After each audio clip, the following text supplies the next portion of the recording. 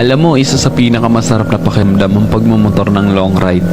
Yung tipong pagsakay mo pa lang ng motor, pagpaandar ng engine, may mararamdaman ka ng kakaibang saya. Dahil kapag nagmumotor ka sa mahabang biyahe, talagang nakakawala ng stress at ma-appreciate mo pa ang ganda ng mundo. Yung tipong habang nagmumotor ka, masasabi mo na lang sa sarili mo na, wow, ang sarap palang mabuhay.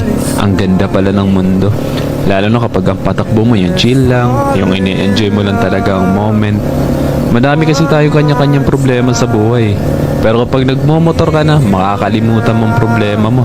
Lalo na kapag maganda ang view, maganda ang kalsada, tapos hindi mo namamalayan, nagkakaroon ka na pala ng positive mindset dahil magaan ang pakiramdam mo eh. Kaya kapag stress ka na, kailangan mo lang din talaga minsan ng mahabang biyahe bilang isang pahinga eh. Ang weird no? Kasi nakakapagod magmotor pero ito yung pahinga ng gusto-gusto ng marami. Pero sasabihin ko sa'yo, hindi katawan ang napapahinga kapag ka nagla-long ride ka eh. Kundi yung utak mo, kundi yung sarili mo mismo. Kaya deserve mo rin mag-enjoy. Deserve mo makarating sa magagandang lugar. Deserve mo ng bagong experience, ng bagong kwento.